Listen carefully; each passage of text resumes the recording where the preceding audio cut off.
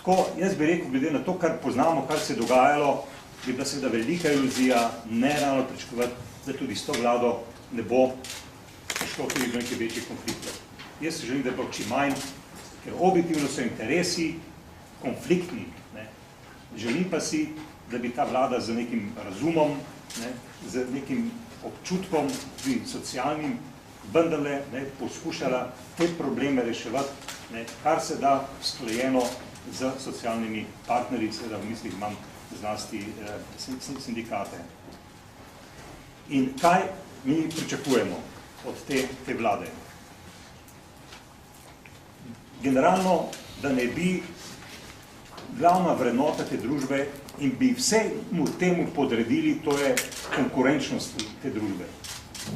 Na račun nekaterih drugih vrednot, zlasti vrednote solidarnosti. To načelo, kako je za nekoga abstraktno, ampak se prepleta pri praktično vseh bolj konkretnih vprašanjih in problemih, ki jih zaznavamo sindikati. Za nas je pomembno, da bi okrepili socialni dialog zlasti preko ekonomsko-socialnega sveta.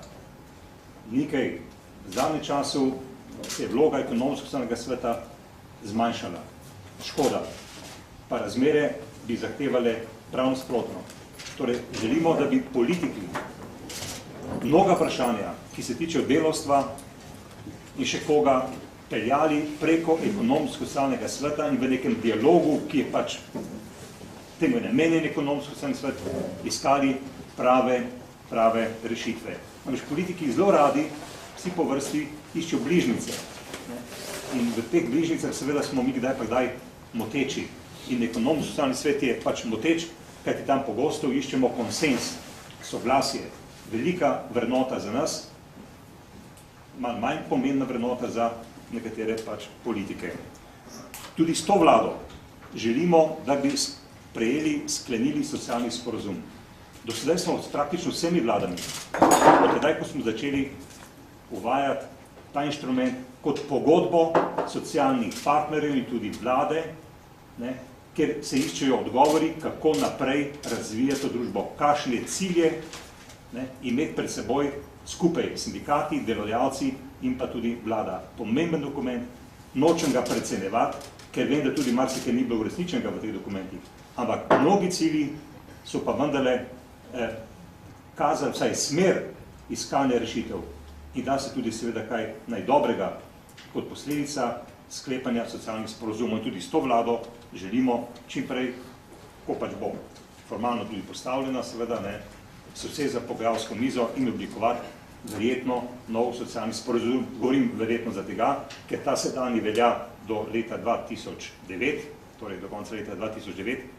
Realno je za pričakovati, da bo verjetno ta vlada želela z nami sklepati nov socialni sporazum ali pa vsaj, to pa zagotovo, spreminjati obstoječi v nekaterih stvareh, ker je čas naredil pač svoje, nekateri cilji niso uresničeni, bi pa lahko tudi bili. Pri pokojninskem sistemu, mi se bomo naslednji teden srečali na tiskovni konferenciji podrobneje za pokojninskim sistemom in našimi pričakovanji, to, da že sedaj je potrebno reči, da reforma v bistvu teče, da reforma v smislu drastičnih sprememb pokojninskega sistema ni potrebna. Kajti ta reforma v bistvu je zelo neprijazna že v tem trenutku za mnoge zaposlene. Zahteva pa, glede na spremembe in pričakovanja glede demografije in pa zaradi nekaterih razmer spremembe v pokojninskem sistemu. Država, vlada, mora priti z sistemskimi spremembami, ki bo zaustavil plaz, da mladi praktično ne morejo dobiti dela za nedoločen čas. To je potrebno v bistvu spremeniti pogoje delodajalcem in jih spodbuditi, da bodo zaposlovali mlade za nedoločen čas. Nekaj je potrebno narediti. To se potuje po Evropi. Pa dajmo še tukaj videti, kako v Evropi rešujejo problematiko mladih, ki iščejo stanovanja. V Sloveniji mlada družina že s povprečno plačo ne more priti do stanovanja.